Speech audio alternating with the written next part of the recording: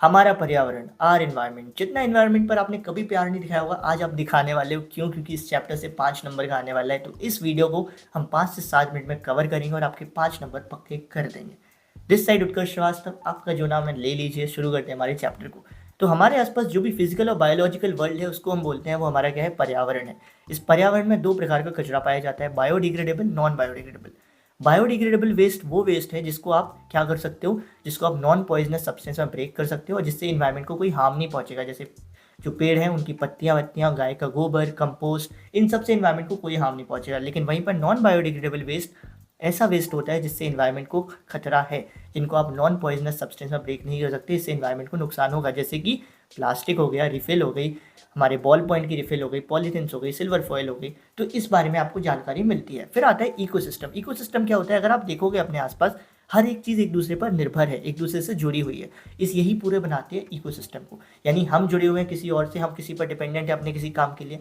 ये पूरा जो साइकिल है ना, ये मिलकर बनाती है ecosystem. That is all the living things and non living things are interdependent and interrelated to each other. और इसी पूरी एक साइकिल को हम बोलते हैं इकोसिस्टम।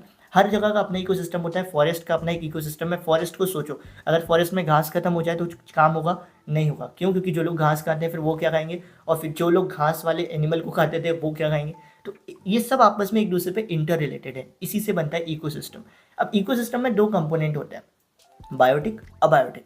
बायोटिक कंपोनेंट यानी जो जिंदा है, जो लिविंग थिंग्स हैं, जैसे कि एनिमल्स हो गया, प्लांट्स हो गया। अबायोटिक यानी कि जो मरे हुए हैं, जो मुर्दा है, जैसे कि हमारे रॉक्स हो गए, मेटल हो गए, सॉइल हो गए, टेम्परेचर हो गया। ये सब क्या है हमारी? ये सब हमारे हैं अबायोटिक कंपोनेंट। अब जो बायोटिक कंपोनेंट्स होते हैं ये भी 3 टाइप के होते हैं। अब जो जिंदा है वो तो कुछ ना कुछ खाएंगे, तो उनके खाने के बेसिस पर हम उन्हें डिवाइड करते हैं 3 टाइप में, प्रोड्यूसर, कंज्यूमर एंड डिकम्पोजर्स।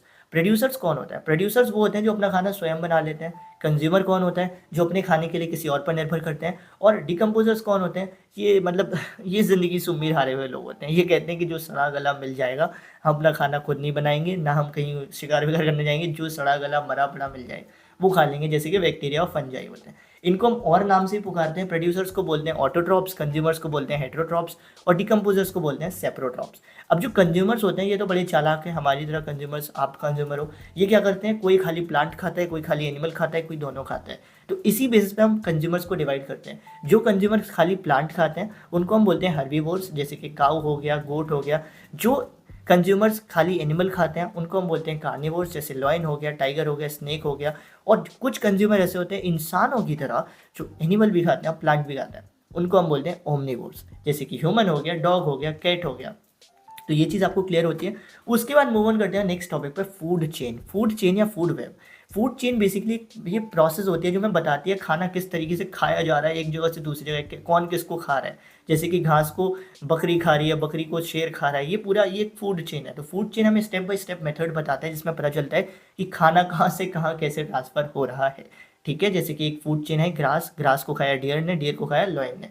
जैसे प्लांट, प्लांट को खाया वॉर्म्स ने, वॉर्म्स को खाया बर्ड ने, बर्ड ने को खाया कैट ने। तो ये एक फूड चेन है। फूड चेन में हर जो एक स्टेप आता है ना उसको हम बोलते हैं ट्रॉपिक लेवल। जैसे पहले को खाया दूसरे ने, तो पहली ट्रॉपिक लेवल, दूसरी ट्रॉपिक लेवल, तीसरी। आपको एक यहाँ पे ट्राइंगल बना दिख रहा है। ट्राइंगल में क्या है? प्रोड्यूसर्स।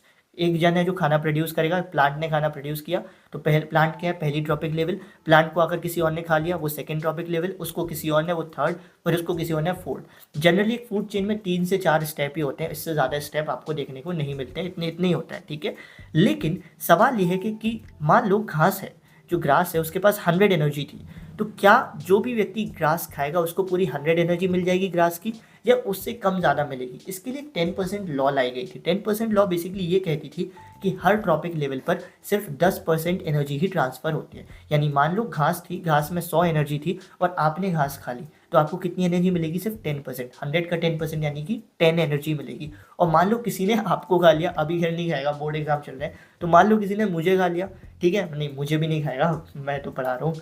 मान लेते हैं घास को खाया बकरी ने, बकरी को खा लिया शेर ने। तो घास में 100 एनर्जी थी, बकरी के पास 10 आई एनर्जी।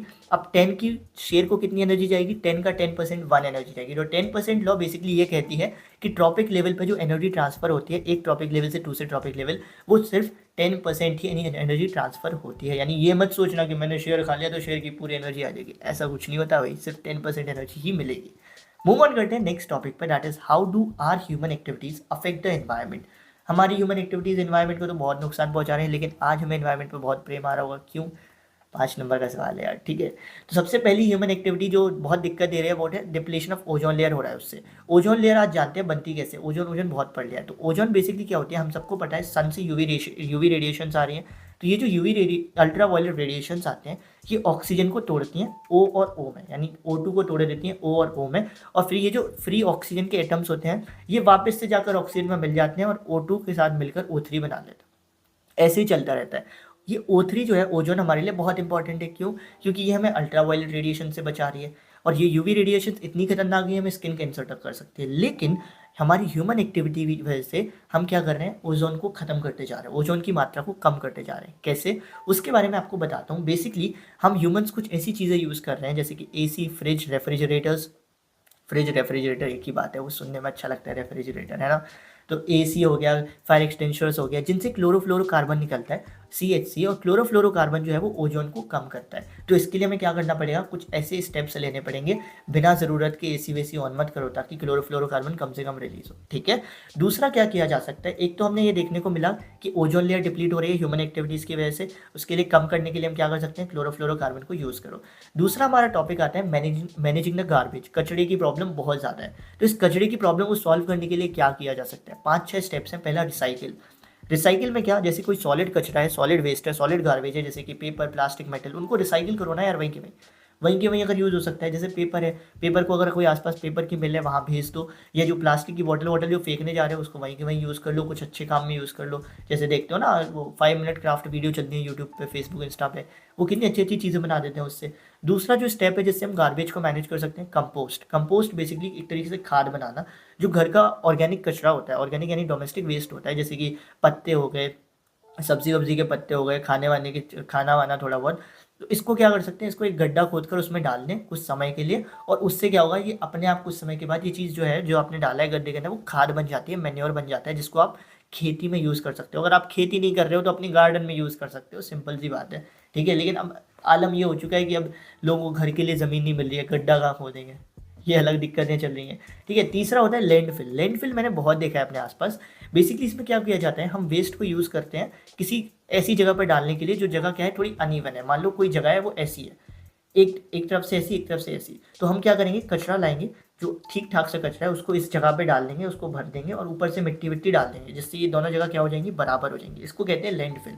तो ऐसा मैंने बहुत होते देखा है अपने आसपास, that the waste and low lying areas of ground and covering it with earth is called landfill. Urban areas, शहरी इलाकों में बहुत होता है, ज़मीन को समांतर करने के लिए, बराबर करने के लिए। इंसनरेशन एक अच्छा तरीका है, लेकिन ये जनरली वहाँ किया जाता है जहाँ पर जो गार्बेज है वो ऐसा होता है जो बहुत इन्फेक्टेड वाला होता है। जैसे जो हॉस्पिटल से जो कचरा आ रहा है वो इन्फेक्टेड कचरा आता है, तो उसको क्या किया जाता है, जनरली डायरेक्ट जला दिया जाता है बहुत हाई टेम्परेचर में, 1000 डिग्री सेल्सियस में, जिससे ये सीधा राख में बदल जाता है। इसका फ़ायदा ये होता है कि जब वो राख में बदल जाता है तो उसकी मात्रा बहुत कम हो जाती है, वॉल्यूम कम हो जाता है। एक होता है सीवेज ट्रीटमेंट, इससे भी हम गार्बेज को मैनेज कर सकते हैं।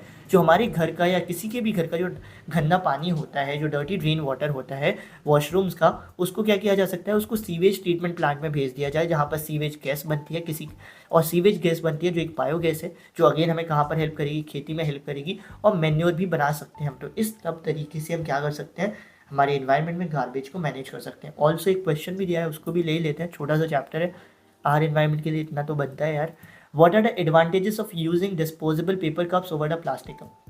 पेपर कप क्यों यूज़ करते हैं प्लास्टिक के ऊपर, क्योंकि प्लास्टिक नॉन बायोडिग्रेडेबल है, पेपर बायोडिग्रेडेबल है। ऑल्सो अगर पेपर कप से कचरा भी बनता है तो उस कचरे को आप इजीली जला के निपटा सकते हो, लेकिन प्लास्टिक को क्या करोगे, प्लास्टिक को अगर आप जलाओगे तो उससे एयर पॉल्यूशन भी होगा, ठीक है। सो आई होप सो आपको ये चैप्टर क्लियर हो चुका होगा, आपको ये नोट्स डिस्क्रिप्शन में मिल जाएंगे। यहाँ पर होता है हमारा आर एनवायरमेंट चैप्टर खत्म, बस अब और प्यार दिखाने की जरूरत नहीं है इस चैप्टर के लिए, ठीक है। इसको बस अगेन एक बार रिवाइज कर लेना।